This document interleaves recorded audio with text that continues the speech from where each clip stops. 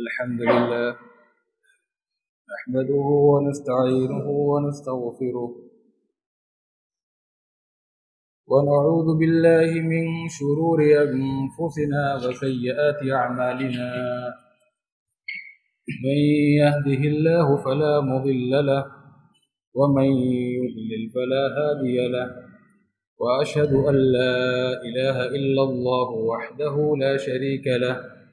وأشهد أن محمدًا عبده ورسوله يا أيها الذين آمنوا اتقوا الله حق تقاته ولا تموتن إلا وأنتم مسلمون يا أيها الناس اتقوا ربكم الذي خلقكم من نفس واحدة وخلق منها زوجها وبث منهما رجالا كثيرا ونساء واتقوا الله الذي تساءلون به والأرحام إن الله كان عليكم رقيبا يا أيها الذين آمنوا اتقوا الله وقولوا قولا سديدا يصلح لكم أعمالكم ويغفر لكم ذنوبكم ومن يطع الله ورسوله فقد فاز فوزا عظيما أما بعد فإن خير الحديث كتاب الله وخير الهدي هدي محمد صلى الله عليه وسلم وشر الأمور محدثاتها وكل محدثة بدعة وكل بدعة ضلالة وكل ضلالة في النار أعوذ بالله من الشيطان الرجيم بسم الله الرحمن الرحيم قاف والقرآن المجيد بل عجبوا أن جاءهم منذر منهم فقال الكافرون هذا شيء عجيب أإذا متنا وكنا ترابا ذلك رجع بعيد قد علمنا ما تنقص الأرض منهم وعندنا كتاب حفيظ بل كذبوا بالحق لما جاءهم فهم في أمر مريج أفلم ينظروا إلى السماء فوقهم كيف بنيناها وزيناها وما لها من فروج والأرض مددناها وألقينا فيها رواسي وأنبتنا فيها من كل زوج بهيج تبصرة وذكرى لكل عبد منيب ونزلنا من السماء ماء مباركا فأنبتنا به جنات وحب الحصيد والنخل باسقات لها طلع نضيد رزقا للعباد وأحيينا به بلدة ميتا كذلك الخروج كذبت قبلهم قوم نوح وأصحاب الرس وثمود وعاد وفرعون وإخوان لوط وأصحاب الأيكة وقوم تبع كل كذب الرسل فحق وعيد أفعينا بالخلق الأول بل هم في لبس من خلق جديد معذور حاضرین جمعہ دینی اور اسلامی بھائیوں عزیز نوجوان دوستو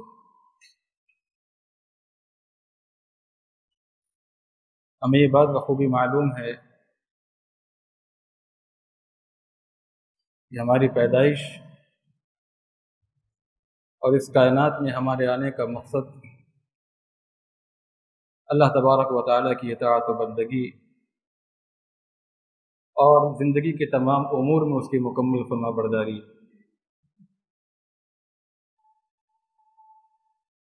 جس طرح اللہ تبارک و تعالیٰ کی اطاعت و بندگی یہ اللہ تبارک و تعالیٰ کا حکم ہے کہ اسی کی اطاعت کی جائے، اسی کی بندگی کی جائے، بالکل اسی طرح اللہ کا یہ بھی حکم ہے کہ اللہ کے عبادت و بندگی کو اللہ کے بتلائے ہوئے طریقے کے مطابق انجام دیا جائے. اگر اللہ کی بندگی اللہ کے بتائے ہوئے طریقے کے مطابق نہ کی جائے یہ زندگی کا سب سے بڑا خسارہ اور نقصان ہے، اور یہ نقصان صرف دنیا کی حد تک نہیں ہے بلکہ آخرت میں بھی انسان کو اٹھانا پڑے گا۔ ایک مومن کے لیے یہ بہت بڑی خوش نصیبی اور سعادت کی بات ہے، اور اس کی زندگی کی سب سے بڑی کمائی، سب سے بڑا کارنامہ اور سب سے بڑا سرمایہ یہی ہے کہ اس کی زندگی اللہ تبارک و تعالیٰ کی بندگی میں، اللہ کی اطاعت میں، اللہ کے بتلائے ہوئے طریقے کے مطابق گزر جائے۔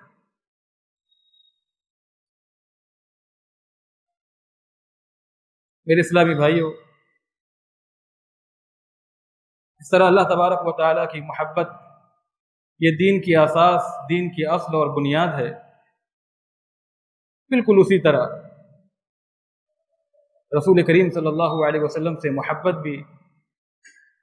جزو ایمان کا حصہ ہے، اور یہ کمال ایمان کی دلیل اور علامت ہے۔ اللہ تعالیٰ سے محبت ہو اور رسول کریم صلی اللہ علیہ وسلم کی محبت نہ ہو، ایسا ہو نہیں سکتا۔ اور رسول کریم صلی اللہ علیہ وسلم سے محبت ہو اور آپ کی اطاعت نہ ہو، آپ کی تابع داری نہ ہو، آپ کے فرامین، ہدایات، تعلیمات، آپ کے بتائے ہوئے طریقے کے مطابق زندگی نہ گزاری جائے، یہ محبت نہیں ہے۔ محبت کا تقاضا یہ ہے، محبت کا مطالبہ یہ ہے، محبت کا حق یہ ہے، محبت کے آداب یہ ہیں کہ اگر نبی سے دعوی محبت ہے تو آپ کی اتباع بھی ہو، آپ کی اطاعت بھی ہو۔ ایمان بالرسول کے بعد سب سے بڑا درجہ یہی ہے۔ جہاں نبی کریم صلی اللہ علیہ وسلم نے محبت کی تعلیم دی ہے، وہاں اس بات کی بھی تعلیم دی ہے کہ آپ کی اتباع ہو، آپ کی اطاعت ہو، آپ کی پیروی ہو۔ آپ نے فرمایا لا یؤمن احدکم حتی اکون احب الیہ من والدہ وولدہ والناس اجمعین، کہ تم اس وقت تک مومن نہیں ہو سکتے، یعنی کمال ایمان کو نہیں پہنچ سکتے جب تک کہ میں تمہارے نزدیک، تمہارے باپ، تمہارے بیٹوں، تمہارے پوتے پوتیاں، نواسے نواسیاں، تمہارے جو بھی لڑکے ہیں ان سے اور تمام لوگوں سے زیادہ محبوب نہ ہو جاؤں۔ تو محبت اس بات کا تقاضا کرتی ہے کہ اللہ کے رسول صلی اللہ علیہ وسلم کی اتباع بھی کی جائے، اور یہ میں نہیں کہہ رہا ہوں، یہ اللہ کہہ رہا ہے قرآن مجید کے اندر۔ آپ قرآن اٹھا کر دیکھیں، اللہ کہتا ہے قُلْ إِن كُنتُمْ تُحِبُّونَ اللَّهَ فَاتَّبِعُونِي يُحْبِبْكُمُ اللَّهُ وَيَغْفِرْ لَكُمْ ذُنُوبَكُمْ۔ اے نبی صلی اللہ علیہ وسلم، آپ لوگوں سے کہہ دیجئے اگر وہ اللہ سے محبت واقعی رکھتے ہیں، فَاتَّبِعُونِي، ان سے کہے کہ میری اتباع کریں، یعنی رسول کریم صلی اللہ علیہ وسلم کی مکمل پیروی کریں زندگی کے تمام امور و معاملات، احوال و اقوال اور افعال اور عقائد میں۔ یحببکم اللہ، تب وہ اللہ تبارک و تعالیٰ انہیں اپنی محبت، اپنی محبوبیت کے مقام پر انہیں رکھے گا۔ اللہ رب العالمین انہیں محبت دے گا، ان سے محبت کرے گا۔ وَيَغْفِرْ لَكُمْ ذُنُوبَكُمْ، نہ یہ صرف کہ انہیں محبوبیت کے مقام پر محبوبیت کا مقام عطا کرے گا، بلکہ اللہ رب العالمین ان کے گناہوں کو بھی بخش دے گا۔ آپ زیادہ دور جانے کی ضرورت نہیں ہے، ربیع الاول کا مہینہ ہے، معاشرے میں دیکھتے ہیں، خصوصاً مسلم معاشرے میں، کہ ربیع الاول کی آمد پہ مسلمانی معاشرے میں مسلمانوں کا ایک بہت بڑا طبقہ ہے جو محبت نبوی کا دعویٰ کرتا ہے اور دم بھرتا ہے، اور آپ کی محبت اور عقیدت کے نام پہ اس ماہ کی آمد پر ایک دوسرے کو مبارکباد پیش کرتا ہے، اور نہ یہ صرف کہ مبارکباد پیش کرتا ہے بلکہ اپنے گھروں کو سجاتا ہے، سنوارتا ہے، ان کی رونقوں کو دوبالا کرتا ہے، بجلیاں اور قمقمے لگاتا ہے، چھتوں پہ جھنڈے لگائے جاتے ہیں، جلسے جلوس اور جشن کا اہتمام ہوتا ہے، اور اسی طرح گھروں کے اندر مجلسیں، محفلیں قائم ہوتی ہیں جہاں نعت خوانی ہوتی ہے، اور بہت سے اعمال ہوتے ہیں۔ آپ دیکھیے کہ کسی بھی عمل کو خواہ کتنا ہی وہ خوشنما کیوں نہ معلوم ہو، اور وہ کرنے والا جو کر رہا یہ عمل نبی کریم صلی اللہ علیہ وسلم کی محبت اور آپ کی عقیدت سے سرشار ہو کر کرے، محبت میں پورے طور پر ڈوب کر یہ عمل کرے، اور اس کرنے والے کا مقصد یہ ہو کرنے والے کا مقصد یہ ہو کہ اس سے اللہ کا تقرب حاصل ہوگا، دین کے نام پر کیا جائے، ثواب کے مقصد سے کیا جائے، کار خیر سمجھ کر انجام دیا جائے، تو وہ عمل اس وقت تک درست نہیں ہو سکتا، وہ عمل اس وقت تک نیکی نہیں بن سکتا، وہ عمل اس وقت تک سنت کا درجہ نہیں اختیار کر سکتا جب تک کہ اس عمل کے لیے کتاب و سنت سے، رسول کریم صلی اللہ علیہ وسلم کے قول و فعل اور آپ کی تقریر سے، صحابہ کرام کے طریقوں سے اس کی کوئی مثال، کوئی ثبوت اور کوئی اصل نہ ملتی ہو۔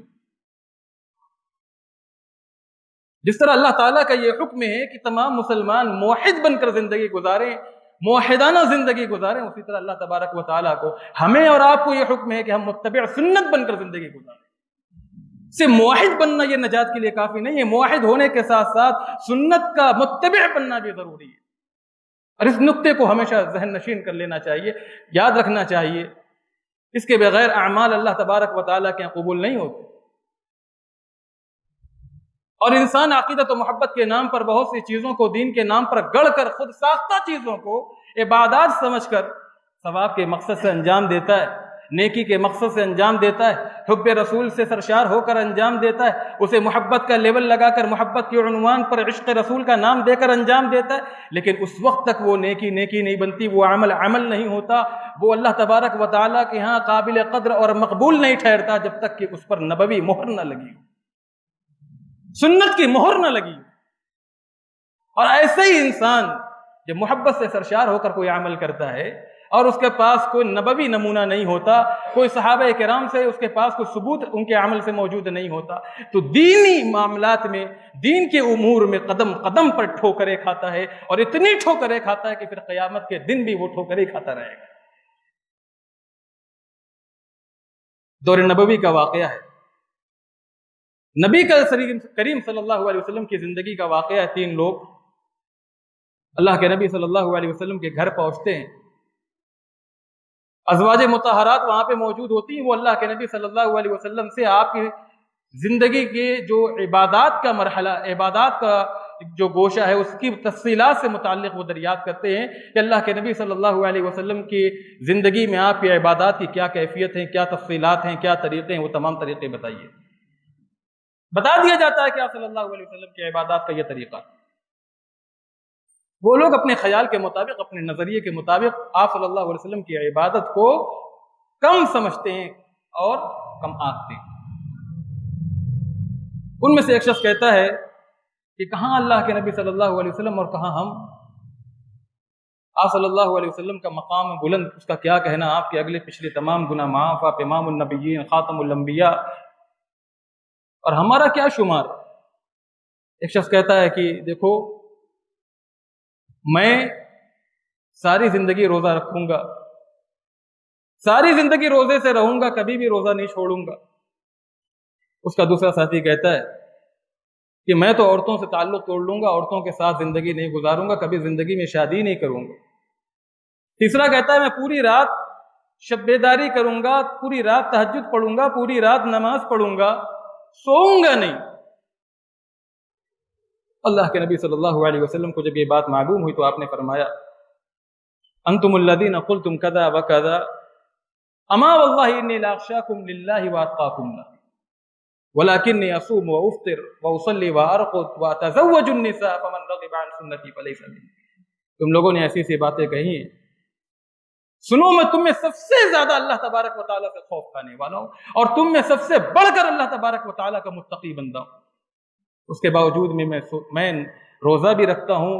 اور افطار بھی کرتا ہوں، ناغہ بھی کرتا ہوں، فرق رکھتا ہوں، فاصلہ رکھتا ہوں، میں نماز بھی پڑھتا ہوں، سوتا بھی ہوں، اور عورتوں سے رشتے بھی قائم کرتا ہوں، یعنی شادیاں بھی کرتا ہوں۔ وَتَزَوَّجُ النِّسَاءَ فَمَنْ رَغِبَ عَنْ سُنَّتِي فَلَيْسَ مِنِّي۔ جس شخص نے میری سنت سے اعراض کیا، میرے طریقوں سے بے رخی برتی، تو جان لو میرا اس سے کوئی تعلق نہیں، اس کا میری شریعت سے کوئی تعلق نہیں، اس کی نسبت میری طرف کرنا، اس کا اپنی نسبت میری طرف کرنا، میری شریعت کی طرف اپنے آپ کو منسوب ہونا، اس کو کوئی فائدہ نہیں پہنچا سکتا جب وہ میری سنت پر عامل نہ ہو، میرے سنت کا پیرو نہ ہو۔ اس حدیث سے 2 باتیں معلوم ہوئی۔ کہ دین کے نام پر نکالا جانے والا عمل کتنا ہی بڑا ہو، کتنا ہی عمدہ معلوم ہو، کتنا ہی بھلا ہو، اور اسے کتنی اچھی نیت اور ارادے کے ساتھ انجام دیا جائے، اور کرنے والے کا مقام کتنا ہی بلند ہی کیوں نہ ہو۔ آپ سوچ سکتے ہیں وہ کون لوگ تھے؟ اللہ کے نبی صلی اللہ علیہ وسلم کے زمانے کا یہ واقعہ آپ سمجھ سکتے ہیں وہ لوگ کون تھے جو 3 حضرات آپ صلی اللہ علیہ وسلم کے گھر پہنچے تھے۔ کرنے والے کا مقام کتنا بلند کیوں نہ ہو، اگر وہ عمل نبی کریم صلی اللہ علیہ وسلم کے طرز عمل، آپ کی تعلیمات، آپ کی ہدایات، آپ کے طریقوں کے موافق و مطابق نہیں ہے، اس سے موافقت نہیں رکھتی، وہ عمل اللہ تبارک و تعالیٰ کے یہاں قبول نہیں ہے، درست نہیں ہے۔ دوسری بات، جو محب رسول ہوگا، رسول کریم صلی اللہ علیہ وسلم سے محبت کرنے والا واقعی ہوگا، اس کا لازمی نتیجہ یہ ہے کہ وہ اللہ کے رسول صلی اللہ علیہ وسلم کا مطیع بھی ہوگا۔ شاعر کہتا ہے تعصی الالہ وانت تزعم حبہ هذا محال فی القیاس بدیع لو كان حبك صادقا لاطعته ان المحب لمن يحب مطیع۔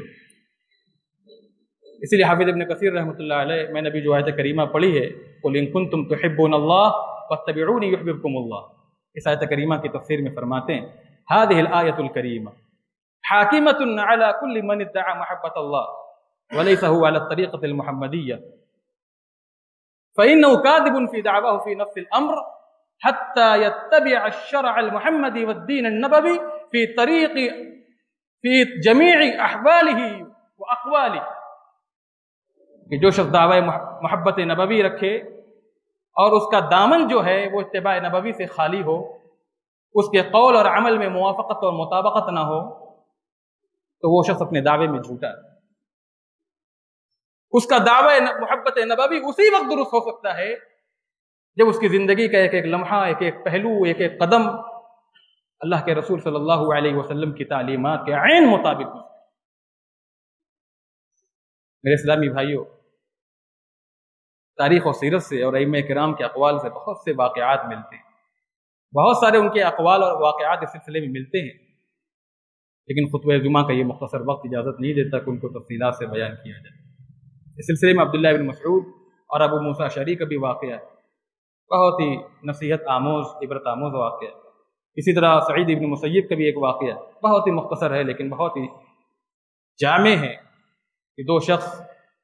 امام محدث سعید بن مسیب رحمہ اللہ کے دور میں ایک شخص، وہ فجر کی نماز کے بعد سنت نبوی کے مطابق 2 رکعت نماز جو انسان پڑھتا ہے سنت، پڑھ لینے کے بعد اضافی نماز پڑھ رہا، اضافی 2 رکعت نماز پڑھ لینے کے بعد جو فجر کی سنت ہے اضافی اور نمازیں پڑھ رہا۔ سعید بن مسیب رحمہ اللہ نے جب اسے دیکھا تو کہا کہ یہ نمازیں کیسی پڑھ رہے ہو، کیوں پڑھ رہے ہو؟ اس نماز کے اہتمام کی، اس نماز کے پڑھنے کی تمہارے پاس کوئی دلیل ہو تو بتاؤ، 2 رکعت سنت تو پڑھ چکے ہو، مزید کی کیا ضرورت ہے؟ کہا کہ کیا اللہ تبارک و تعالی ہمیں نماز پڑھنے پہ عذاب دے گا؟ اس طرح آج ہمارے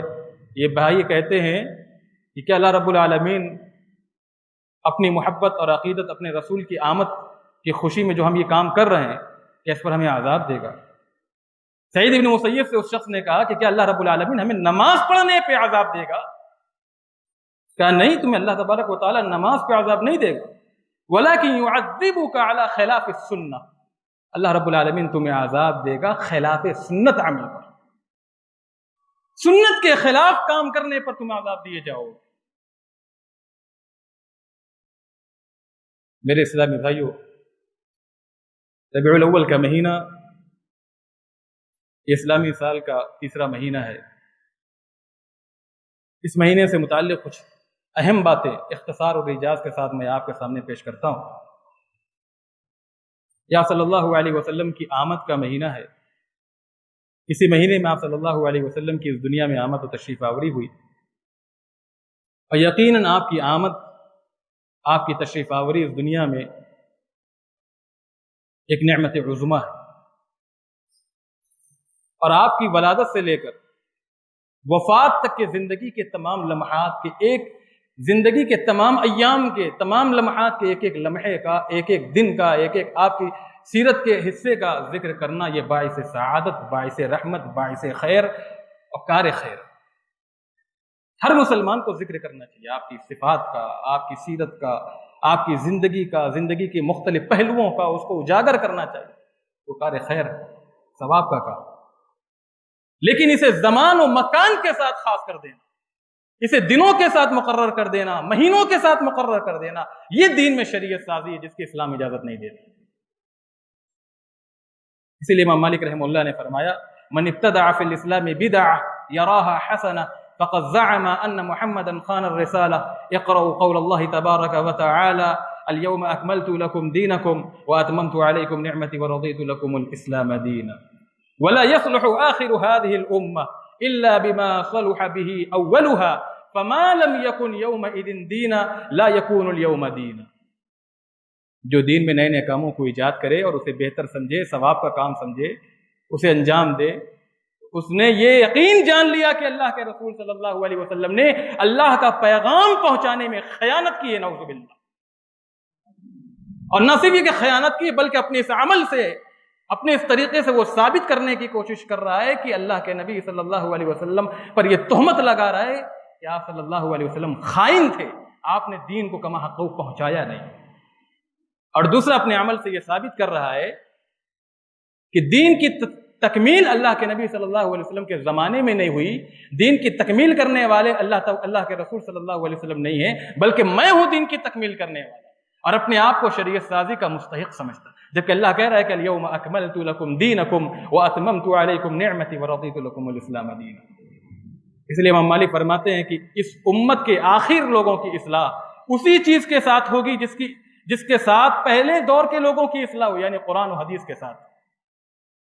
اور جو چیزیں، جو باتیں، جو طریقے اس وقت عبادت نہیں سمجھے جاتے تھے، جو کام اس وقت نیکی نہیں تھے، جو کام اس وقت نیکی نہیں سمجھے جاتے تھے، وہ آج بھی نیکی اور دین نہیں ہو سکتے۔ فما لم یکن یومئذ دینا لا یکون اليوم دینا۔ دوسری چیز اللہ کے نبی صلی اللہ علیہ وسلم کی ولادت کے تعلق سے کہ ولادت اور بعثت میں، رسالت میں کون سی چیز زیادہ اہم ہے؟ آپ قرآن مجید اٹھا کر دیکھیں، اللہ کے نبی صلی اللہ علیہ وسلم کا ذکر کیا گیا ہے،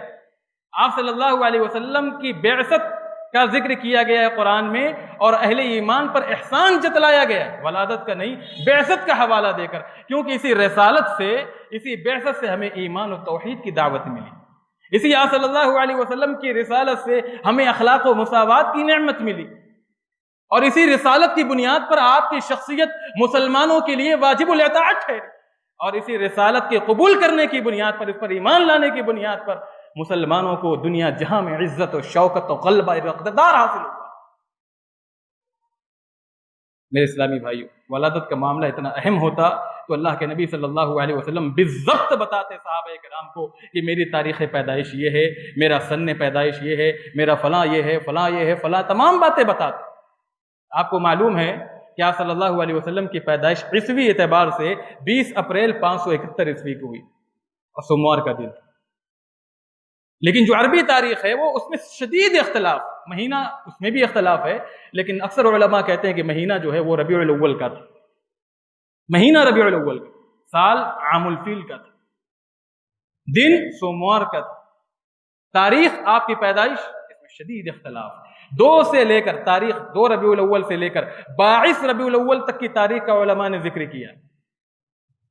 اور کوئی کہتا ہے کہ 9 تاریخ، کوئی کہتا ہے کہ 8 تاریخ، کوئی کہتا ہے کہ 12 تاریخ، یہ آپ کی پیدائش، اکثر علماء کا رجحان اسی۔ اور دلچسپ بات یہ ہے کہ آپ صلی اللہ علیہ وسلم کا وفات، آپ صلی اللہ علیہ وسلم کی وفات، اس کا بھی مہینہ ربیع الاول، یعنی وفات کا مہینہ بھی ربیع الاول، دن بھی سوموار، اور تاریخ بھی 12۔ اگر آپ صلی اللہ علیہ وسلم کی پیدائش 12 مان لی جائے، 12 ربیع الاول کو، اور آپ صلی اللہ علیہ وسلم کی وفات بھی 12 ربیع الاول کو مان لی جائے، تو مہینہ تو ربیع الاول کا ہے ہی، دن بھی سوموار کا ہے ہی۔ اس سے جو حکمت اور موٹی موٹی بات سمجھ میں آتی ہے وہ یہ آتی ہے کہ شریعت اور اللہ کو مطلوب اور مقصود یہ تھا،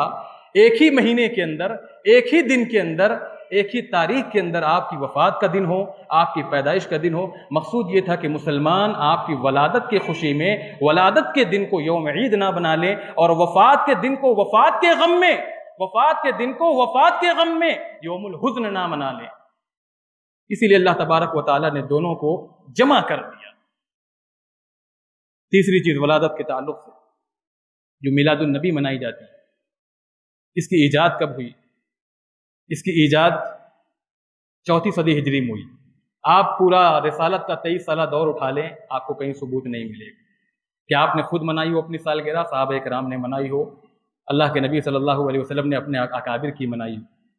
خلافت کا 30 سالہ دور اٹھا کر دیکھ لیں، کہیں اس کا ثبوت نہیں ملے گا، خلفائے اربعہ کی زندگی سے نہیں ملے گا۔ بلکہ حیرت تو آپ کو اس وقت ہوگی جب ائمہ اربعہ کی کتابیں اٹھا کر آپ دیکھیں، وہاں اس کا کہیں ذکر نہیں ملتا۔ اگر یہ واقعی عید ہے اور عیدوں کی عید ہے، ہزاروں عید پر یہ فائق ہے، تو اس کے بھی احکام و مسائل ہوتے جو قرآن کے اندر بیان کیے جاتے، حدیث کے اندر بیان کیے جاتے۔ اگر یہ اتنا بڑا مقام رکھتی ہے تو پھر اس کے لیے بھی دن مقرر ہوتا، تاریخ مقرر ہوتی کہ فلاں تاریخ کو فلاں مقام پر فلاں دن، جیسے عیدین کے بارے میں ہے 10 ذی الحجہ کو عید الاضحیٰ مناتے ہیں، اور اسی طرح یکم شوال کو عید الفطر مناتے ہیں، اس کے لیے بھی عیدگاہ میں مناتے ہیں، اس کے لیے بھی تاریخ مقرر ہوتی، مقام مقرر ہوتا۔ پھر مروجہ عید میلاد النبی کے اندر جو خرابیاں ہیں، اخلاقی خرابیاں، معاشی خرابیاں، معاشرتی خرابیاں اور جو شرعی قباحتیں اس کے اندر موجود ہیں، یہ بالکل سمجھ میں نہیں آتی، درست معلوم نہیں ہوتی کہ یہ عید ہو سکتی ہے۔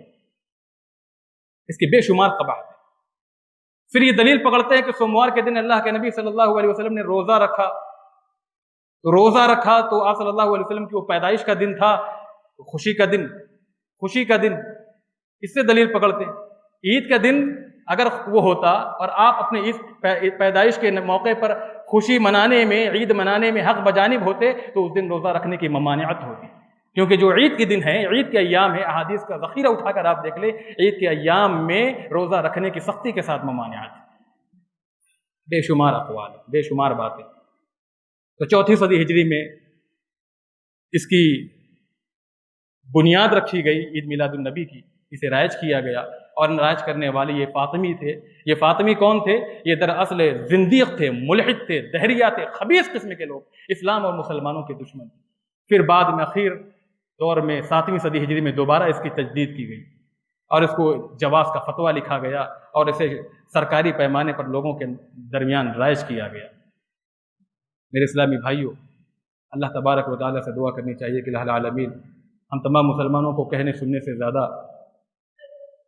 رسول کریم صلی اللہ علیہ وسلم کی تعلیمات، آپ کی ہدایات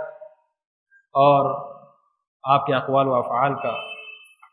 پابند بنا دے۔ آپ صلی اللہ علیہ وسلم کے تعلیمات پر ہمیں عامل بنا دے۔ آپ صلی اللہ علیہ وسلم سے محبت رکھنے کے ساتھ ساتھ آپ کا سچا متبع بھی بنا دے۔ یا رب العالمین، ہر قسم کی بدعات و ضلالات اور شرور و فتن سے ہمیں محفوظ رکھ۔ الہ العالمین، جو بھائی مریض ہیں انہیں شفا یاب فرما دے، اور جو پریشان حال اور ستائے ہوئے لوگ ہیں یا اللہ تو ان کی دستگیری فرما۔ پاک پروردگار، ملک میں مہنگائی، غربت اور کساد بازاری کی وجہ سے پورے ملک کے ماحول میں جس طرح بے چینی کی فضا ہے، الہ العالمین تو ہمیں اس سے نکال دے، اس سے ابار دے۔ یا رب العالمین، تمام اہل اسلام کو عزت و شوکت، امن و عافیت کی زندگی عطا فرما، باطل کو نیست و نابود کر دے، اور جب تک ہمیں اس دنیا میں زندہ رکھ، صحیح معنی میں اسلام پر عمل کرنے والا بنا کر زندہ رکھ، اور خاتمہ ہو کلمۃ التوحید لا الہ الا اللہ محمد رسول اللہ۔ بارک اللہ لنا ولکم فی القرآن العظیم، ونفعنی وإياکم بالآیات والذکر الحکیم، انہ تعالی جواد ملک بر رؤوف رحیم۔ الحمد لله الذي لم يتخذ ولدا ولم يكن له شريك في الملك ولم يكن له ولي من الذل وكبره تكبيرا۔ اللهم صل على محمد وعلى آل محمد كما صليت على إبراهيم وعلى آل إبراهيم إنك حميد مجيد۔ اللهم بارك على محمد وعلى آل محمد كما باركت على إبراهيم وعلى آل إبراهيم إنك حميد مجيد۔ عباد الله رحمكم الله، إن الله يأمر بالعدل والإحسان وإيتاء ذي القربى وينهى عن الفحشاء والمنكر والبغي يعظكم لعلكم تذكرون۔